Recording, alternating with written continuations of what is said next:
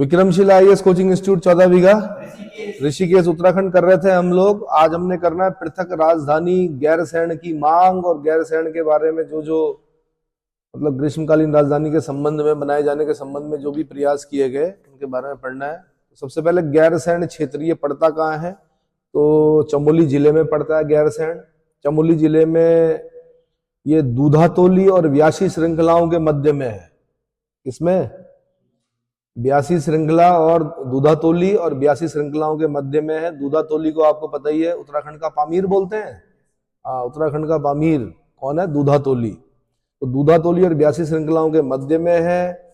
परगना जो पड़ता है वो गढ़वाल का चांदपुर परगने में पड़ता है। लोहाब पट्टी पड़ती है इसकी। क्या पड़ती है? पट्टी। तो गैरसैंण ब्रिटिश गढ़वाल के चांदपुर परगने के लोहाब पट्टी, हर एक वर्ड को याद करते हुए चलना पड़ेगा। क्वेश्चन बने में लोहाब पट्टी, चमोली जिला, तहसील और विकास खंड, दूधातोली और व्यासी श्रृंखलाओं के मध्य। उत्तराखंड का पामीर, दूधातोली से पांच नदियां, एक हो गई आटागाड़, इनके नाम भी याद करना, ये भी क्वेश्चन बना हुआ है। आटागाड़, पश्चिमी रामगंगा, गूनो, पूर्वी नयार और पश्चिमी नयार। पूर्वी नयार और पश्चिमी नयार निकलती हैं जो गैरसैंण क्षेत्र से होकर बहती हैं और इसके आसपास विंसर महादेव और बेनीताल स्थित है। विंसर महादेव और बेनीताल स्थित है। गैरसैंण समुद्र तल से लगभग 5360 फीट की ऊंचाई पर स्थित है। गढ़वाल व कुमाऊं मंडल के मध्य बिंदु पर स्थित है। 5360 फीट की ऊंचाई को हाईलाइट करना पड़ेगा, याद करना पड़ेगा। गढ़वाल और कुमाऊं मंडल का मध्य बिंदु है। इसीलिए राज्य निर्माण जो जिन्होंने संघर्ष किया वो चाहते थे कि राजधानी कहाँ हो? गैरसैंण हो। लेकिन क्या हुआ? कंफर्ट जोन में रहने वाले नेताओं ने और जो जितने भी अधिकारी हैं उन्होंने क्या कर दिया? राजधानी कहाँ कर दी? पहले बोला, कैसे ठगा गया देखो, पहले बोला अस्थायी राजधानी, फिर धीरे धीरे करके कब वो स्थायी हो गई देहरादून। और आज कहने के लिए गैरसैंण बनाई तो गई है लेकिन सत्र नहीं हो रहे हैं वहां पर, सत्र तक नहीं करा पा रहे हैं, जबकि सबसे छोटे सत्र होते हैं उत्तराखंड में, 3, 4, 5 दिन में निपट जाते हैं। वो सत्र भी नहीं हो पा रहे हैं गैरसैंण में। ठीक है। उत्तराखंड का पामीर, दूधातोली से मैंने 5 नदियां बताई, आटागाड़, पश्चिमी रामगंगा, बूनो, पूर्वी नयार और पश्चिमी नयार। ठीक है। हाइट बता दी मैंने 5360 फीट की ऊंचाई पर।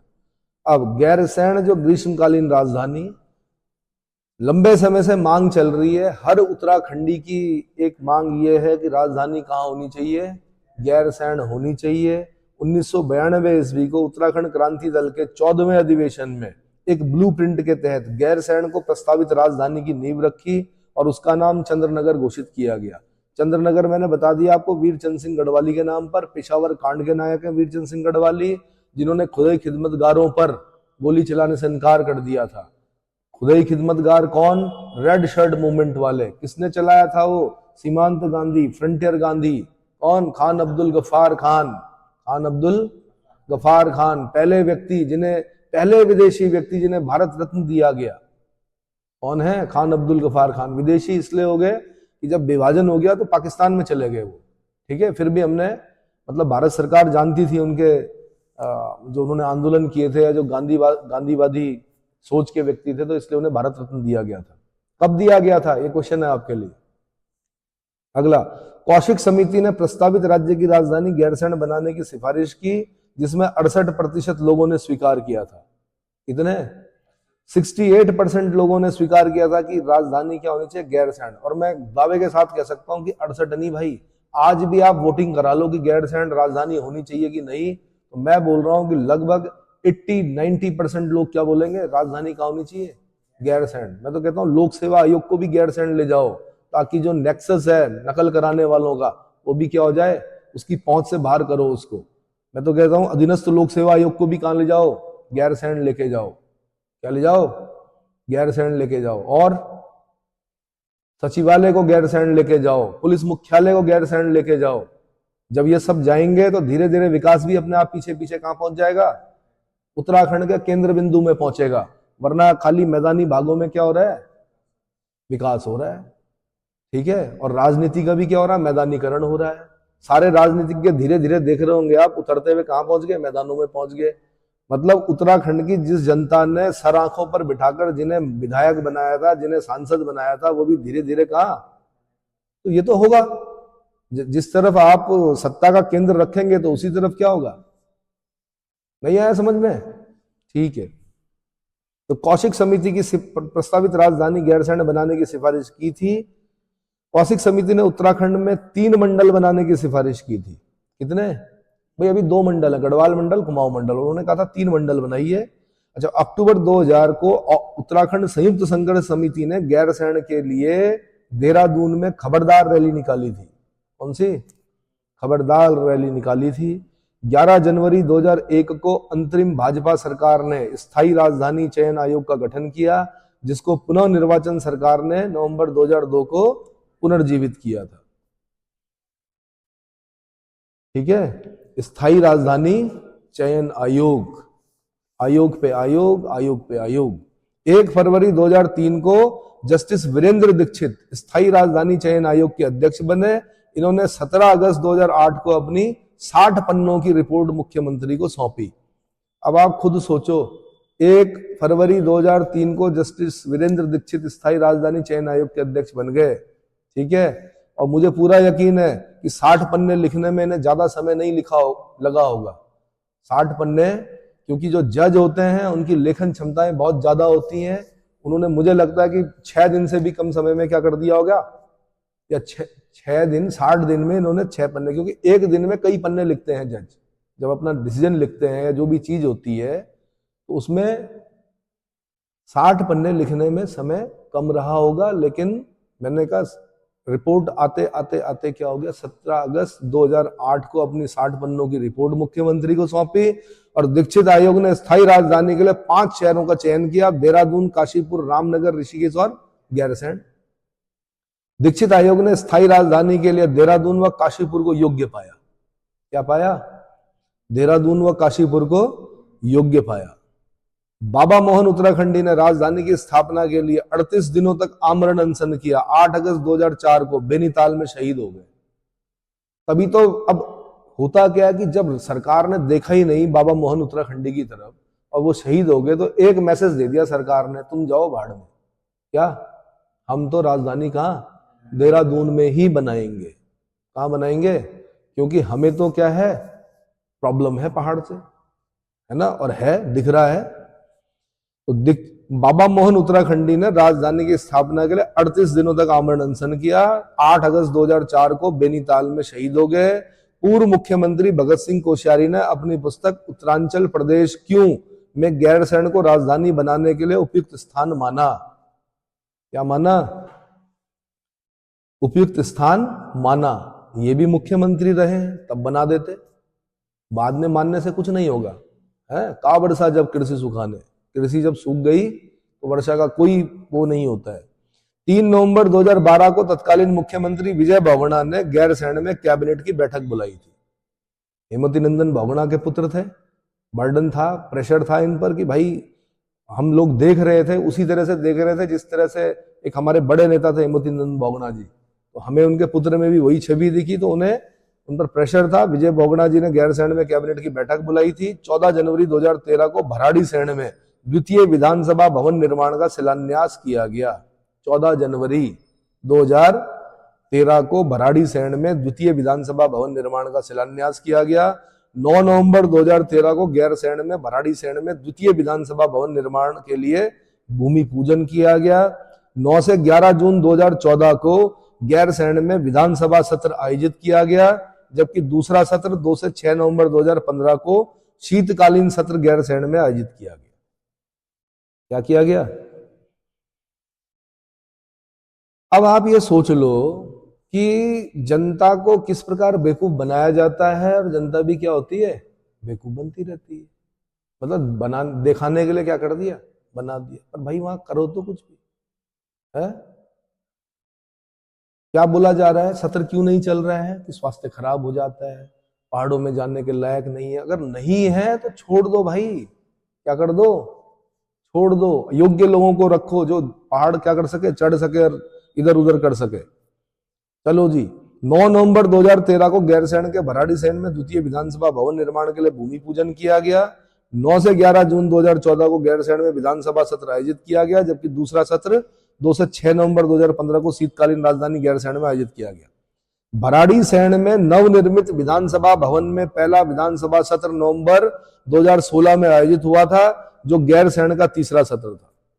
नवंबर 2016 में आयोजित हुआ, जो गैरसैंण का तीसरा सत्र था। 4 मार्च 2020 को तत्कालीन मुख्यमंत्री त्रिवेंद्र सिंह रावत ने गैरसैंण को ग्रीष्मकालीन राजधानी बनाने की घोषणा की। ग्रीष्मकालीन राजधानी बनाने की घोषणा की। 8 जून 2020 को गैरसैंण ग्रीष्मकालीन राजधानी बनाने की अधिसूचना जारी हुई और 15 अगस्त 2020 को गैरसैंण में झंडारोहण किया गया। 15 अगस्त 2020 को। अब आप सोच लीजिए कि नोटिफिकेशन जो जारी हुआ है 8 जून 2020 को हुआ है, 15 अगस्त 2020 को गैरसैंण में झंडारोहण किया गया। तो क्या निचोड़ निकला? तो संतुष्ट हैं आप लोग इतने से? ठीक है, 2025 चल रहा है। चलो अब उत्तराखंड के कुछ और आंदोलन बता रहा हूं मैं। भाग 3, शहादतें खराब हो गई। दरअसल जो 42 शहादतें थी ना, और जो जिन लोगों ने इतना बड़ा प्रयास किया था इस राज्य को बनाने के लिए, वो सारे प्रयास विफल हो गए। क्या हो गए? और वो तब तक सफल नहीं होंगे जब तक राजधानी गैरसैंण नहीं चली जाती, जब तक बड़े बड़े जो ऑफिसेज हैं वो वहां नहीं चले जाते। चलिए जी, उत्तराखंड आंदोलन में अन्य आंदोलन बता रहा हूं। एक गाड़ी सड़क आंदोलन हुआ था कभी 1938-39 में। इस आंदोलन का उद्देश्य गरुड़ से कर्णप्रयाग व लैंसडाउन से पौड़ी तक सड़क निर्माण कराना था। किसी जमाने में सड़क ही नहीं थी यहाँ। क्या? गरुड़ से कर्णप्रयाग तक और लैंसडाउन से पौड़ी तक सड़क निर्माण करने के लिए एक आंदोलन चढ़ा, जिसका नाम था गाड़ी सड़क आंदोलन 1938-1939 ईस्वी। ठीक है। कुली उतार आंदोलन चला। एक ब्रिटिश अधिकारी जब किसी जगह की यात्रा पर जाते थे तो स्थानीय लोगों को उनका सामान ढोना पड़ता था। साथ में मैंने आपको यह भी बताया कि उनके सामान में अन्य चीजों के साथ साथ गौ मांस भी होता था, जिसको उठाना यहाँ के लोग क्या मानते थे? अपने धर्म के विरुद्ध मानते थे। इसलिए कुली उतार, कुली बेगार, ये कुली उतार आंदोलन चला, कुली बेगार आंदोलन चला, है ना। और उसका शुल्क भी नहीं देते थे, वो निःशुल्क ढोना पड़ता था। ब्रिटिश अधिकारियों को निःशुल्क सामान, ब्रिटिश अधिकारियों को जो सामान था वो निःशुल्क ढोना पड़ता था, बेगार देनी पड़ती थी। रजिस्टर होते थे। क्या होते थे? जो प्रधान होता था उसका रजिस्टर होते थे। आज इस लड़के का नंबर, कल उस लड़के का नंबर, जो भी होगा गांव का, उनको ढोना पड़ता था। क्यों ढोए भाई? क्यों ढोए? चलो गुलाम थे, चल ढो रहे हैं, लेकिन गौमांस ढोएंगे? इसलिए कुली बेगार, कुली उतार ये आंदोलन चले उस समय ब्रिटिश काल में। इतना समझ में आ गया। और कुली बर्दाश्त क्या था? ब्रिटिश अधिकारियों के लिए स्थानीय लोगों को निःशुल्क भोजन की व्यवस्था भी करनी पड़ती थी। तो कुली उतार, कुली बेगार, कुली बर्दाश्त, यानी उतार मतलब सामान ढोना है, बेगार मतलब बेगार देना है, पैसे नहीं लेने हैं उनसे, और साथ में उनको खाना भी खिलाना है। कुली बर्दाश्त समझ में आ रहा है? तो क्या हुआ था इसके लिए? कौन सा मेला लगा हुआ था? उत्तरायणी का मेला लगा हुआ था। कहां पर? बागेश्वर में, सरयू नदी के तट पर। 40,000 समर्थकों के साथ वो रजिस्टर बहाए गए सारे, और उस प्रकार इस कुप्रथा का अंत किया गया। अगला है हलक बेगार। इसके तहत निःशुल्क डाक पहुंचाना होता था। हलक बेगार मतलब निःशुल्क डाक पहुंचाना होता था। अगला कुंजड़ी वन आंदोलन 1903-4 में हुआ। ये टिहरी रियासत में राजस्व करों में वृद्धि के विरुद्ध आंदोलन हुआ, जिसका नेतृत्व किसने किया था? अमर सिंह जी ने किया था। किसने? कुंजड़ी वन आंदोलन 1903-1904। 1903-1904 कहां पर? टिहरी रियासत में। राजस्व बोलते हैं रेवेन्यू को। राजस्व क्या बोलते हैं? रेवेन्यू टैक्सेस जो थे उसमें वृद्धि हो गई थी, इसके विरुद्ध आंदोलन किया इस जनता, यहाँ की जनता ने। अगला आंदोलन है खास पट्टी वन आंदोलन। ये 1906-1907 में चला था, गढ़वाल क्षेत्र में हुआ था। इस आंदोलन में जनता ने वन अधिकारी सदानंद गैरोला को रस्सी से बांध दिया था। उत्तराखंड है ये। क्या? यहाँ के लोग बहुत भोले भाले, शरीफ, ईमानदार, सब कुछ हैं, लेकिन जब अति हो जाती है तब विद्रोह होता है। और उस विद्रोह में क्या? वन अधिकारी जो थे सदानंद गैरोला जी, उनको रस्सी से बांधकर बंधक बना दिया गया था। खास पट्टी वन आंदोलन। ठीक, 1906-1907। अगला कोटा खर्रा आंदोलन। कोटा, इसके तहत राज्य के तराई क्षेत्रों में सीलिंग कानून को लागू कराकर भूमिहीन किसानों को जमीन उपलब्ध कराई गई। कोटा खर्रा आंदोलन सीलिंग कानून बोलते हैं कि प्रत्येक व्यक्ति के पास एक एक लिमिट में भूमि होनी चाहिए ना। लेकिन कई जमींदार ऐसे थे जिनके पास बहुत ज्यादा भूमि थी और कई के पास भूमि नहीं थी, सदियों से क्या कर रहे थे, खेती कर रहे थे उनकी भूमि पर। तो क्या होता है, सीलिंग कानूनों के तहत अगर आपके पास ज्यादा भूमि है तो उसको सील करती है सरकार, और किसको बांट देती है, उन किसानों को बांट देती है या उन भूमिहीन कृषकों को बांट देती है जो उस पर काम कर रहे होते हैं, खेती कर रहे होते हैं। तो कोटा खर्रा आंदोलन, इतना समझ में आ गया। अच्छा जी, ककोड़ा खाल आंदोलन चला है। कंकोड़ा खाल आंदोलन जो था ये चमोली जिले में चला, अनसुया प्रसाद भगुणा जी के नेतृत्व में चला। गढ़ केसरी अनसुया प्रसाद भगुणा जी के नेतृत्व में चमोली जिले में ककोड़ा खाल आंदोलन चला। ऐसे ही कनकटा बैल भ्रष्टाचार आंदोलन, इसके तहत अल्मोड़ा के बडियार रैत यानी लमगड़ा गांव में बैल के दोनों कानों को काटकर और उसे 2 बार मरावा घोषित करके बीमा की राशि हड़प ली। इस बैल को घुमाया गया भाई, पूरे उत्तराखंड में घुमाया गया, मेरे ख्याल से दिल्ली तक ले जाया गया इस बैल को। उस बैल की समझ में भी नहीं आया कि हुआ क्या, एक तो कान काट दिए, ऊपर से क्या घुमा रहे हैं। घुमाया क्यों, बताया कि ये भ्रष्टाचार है। कमाल की बात है कि उस जमाने में ये बहुत छोटा सा भ्रष्टाचार है, अगर आज की दृष्टि से देखें। उनको नहीं पता था कि आने वाले समय में भ्रष्टाचार की पराकाष्ठा क्या हो जाएगी, पार हो जाएगी। तो कनकटा बैल भ्रष्टाचार हुआ क्या कि बैल लिया, उसका बीमा कराया, ठीक है। अब कान पर एक फुल्ली लगती है, जब बैंक से लोन होता है तो एक फुल्ली लगती है, तो अब जब तक वो फुल्ली रहेगी वो ऐसे नहीं निकाल सकते, तो उसने क्या किया, कान काट दिया उसका, इसका बैल का। फिर एक और क्या किया, लोन लिया उसी बैल पर, फिर फुल्ली लगी, उसका दूसरा कान भी काट दिया। 2 बार बीमा की राशि खाई, 2 बार बैल को मरावा घोषित कर दिया। तो उस समय का भ्रष्टाचार है ये, पर आज के परिप्रेक्ष्य में अगर देखें तो छोटा भ्रष्टाचार है, ठीक है। अगला शराब विरोधी आंदोलन चला। इसके तहत जो उत्तराखंड संघर्ष वाहिनी थी उसने क्या किया, 1984 ईस्वी में नशा नहीं रोजगार दो का नारा दिया। इस राज्य में आज से नहीं, आज से कई साल पहले से एक नारा चल रहा है कि नशा नहीं रोजगार दो, पर यह नारा जितना चला उतना ज्यादा क्या दिया गया, नशा दिया गया। बस अंतर इतना है कि नशे की जो क्वालिटी है उसको बेटर कर दिया गया। उस समय टिंचरी चलती थी, क्या चलती थी, टिंचरी, कि यहाँ पे पी, 4 कदम आगे गए और नाली में नीचे। समझ में आया। अब क्या कर दिया, अब इंग्लिश हिंदी जो भी है, देसी क्या क्या होता है, देसी अंग्रेजी सब, मतलब सरकार के माध्यम से, सरकार के ठेकों के माध्यम से क्या किया गया, आवंटित किया जा रहा। तो शराब विरोधी आंदोलन, नशा नहीं रोजगार दो, नशा नहीं रोजगार दो भाई, ठीक है। 2 रुपए किलो 3 रुपए किलो भी मत दो, तुम रोजगार दे दो, इस काबिल बना दो, इतना स्किल्ड कर दो कि 200 रुपए किलो खरीदने के लायक बना दो बस।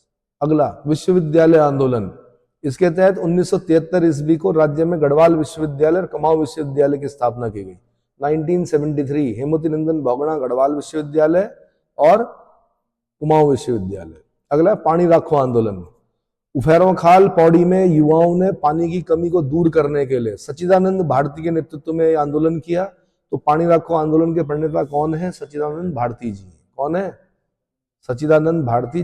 नाम भी याद रखना गांव का, उफेरों खाल पौड़ी, क्या, उफेरों खाल पौड़ी, सच्चिदानंद भारती। अगला डुंगरी पैंतोली आंदोलन, डुंगरी पैंतोली आंदोलन ये चमोली जिले में हुआ। ये बांज के जंगलों को काटने के विरोध में हुआ।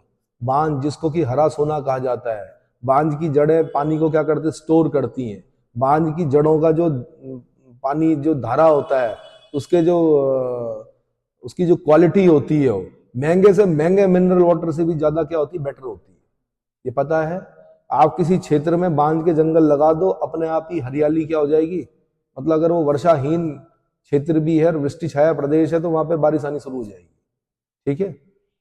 तो क्या हुआ कि चमोली जिले में बांज के जंगल काटे जा रहे थे, इसके विरोध में डुंगरी पैंतोली आंदोलन चला। अगला है रक्षा सूत्र आंदोलन, इसके तहत भिलंगना नदी क्षेत्र, भिलंगना नदी पता है आपको, भागीरथी की ट्रिब्यूटरी है भिलंगना। तो भिलंगना नदी क्षेत्र में पेड़ों की कटान रोकने के लिए पेड़ों पर रक्षा सूत्र बांधे गए, और इसका नेतृत्व किसने किया, सुरेश भाई ने किया। 1994 ईस्वी में किया, सुरेश भाई ने किया। 1900, जैसे राखी बांधते हैं ना, बहनें बांधती हैं भाई को, वैसे इन्होंने रक्षा सूत्र बांधे। इन्होंने कहा नहीं कटेंगे ये पेड़, ठीक है। सबसे बड़ा ब्लॉक है टीरी का भिलंगना, भिलंगना ब्लॉक, ठीक है। बाल गंगा वाला क्षेत्र जो है वो भी आता है उसमें। बाल गंगा सुना है, बूढ़ा केदार, बाल गंगा सुना है ना, घनसाली, चमियाला। अगला डाडा डाडा मंडी आंदोलन, कौन सा? भारत छोड़ो आंदोलन के समय गढ़वाल में उमराव सिंह रावत के नेतृत्व में हुआ, जिसमें क्रांतिकारियों ने दुगड्डा क्षेत्र में दूर संचार साधनों को क्षतिग्रस्त किया था। दूर संचार साधनों को क्षतिग्रस्त करने वाले कौन? उमराव सिंह रावत। डांडा मंडी आंदोलन, डांडा मंडी आंदोलन। अगला है हेमल घाटी आंदोलन। टिहरी में चूना पत्थर की अवैध खदान से संबंधित था हेमल घाटी आंदोलन। कौन सा? हेमल घाटी आंदोलन। अगला छरबा आंदोलन, विकासनगर के कोका कोला प्लांट के विरोध में 2013 में हुआ था छरबा आंदोलन। कोका कोला सुना है? कोका कोला गोल्ड स्पॉट चलती थी पहले, कोका कोला चलती थी, अब क्या चलती है? कोक। तो कोका कोला प्लांट के विरोध में 2013 में हुआ था छरबा आंदोलन। अगला गुजुड़ू आंदोलन, ये बड़ा इंपॉर्टेंट है भाई। गुजुड़ू को गढ़वाल का बारदौली कहा जाता है। भाई कुमाऊं का बारदौली किसे कहते हैं? सल्ट खुमाड़ को। और गढ़वाल का बारदौली किसको कहते हैं? गुजुड़ू। तो गुजुड़ू को गढ़वाल का बारदौली कहा जाता है। बारदौली वैसे गुजरात में है। सरदार वल्लभ भाई पटेल के नेतृत्व में बारदौली सत्याग्रह चलाया गया था। क्या? बारदौली सत्याग्रह। तो वैसा ही उसका उपमा अलंकार का प्रयोग करते हैं कि गढ़वाल का बारदौली गुजुड़ू और कुमाऊं का बारदौली सल्ट खुमाड़। ठीक, हाँ। तो गुजुड़ू को गढ़वाल का बारदौली कहा जाता है, जो दक्षिण गढ़वाल में 1942 में राम प्रसाद नौटियाल के नेतृत्व में हुआ था। अगला बाल सभा, मार्च 1935 में टिहरी के सकलाना पट्टी के उनियाल गांव में, कहा? सकलाना पट्टी के उनियाल गांव में सत्य प्रसाद रतूड़ी ने स्थापना की बाल सभा की 1935 में। मार्च 1935 में सकलाना पट्टी, टिहरी, उनियाल गांव। इसका उद्देश्य छात्रों में देशभक्ति की भावना का विकास करना था। बाल सभा के सदस्यों ने केसरी पत्रिका का संपादन भी किया था। कौन सी पत्रिका? केसरी पत्रिका का संपादन भी किया था। अगले गोपाल सिंह राणा को टिहरी में आधुनिक किसान आंदोलन का जन्मदाता कहा जाता है। यहां से क्वेश्चन बना हुआ एक बार कि टिहरी में आधुनिक किसान आंदोलन का जन्मदाता किन्हें माना जाता है? आंसर गोपाल सिंह राणा जी थे, गोपाल सिंह राणा। अगले, बंबई में सोशल सर्विस लीग की स्थापना किसने की? तो बंबई में सोशल सर्विस लीग की स्थापना NM जोशी ने की। किसने की? NM जोशी। इतना समझ में आ गया? तो इसी प्रकार मैं उत्तराखंड से संबंधित अन्य जो तथ्य होंगे वो मैं अगले लेक्चर में बताऊंगा।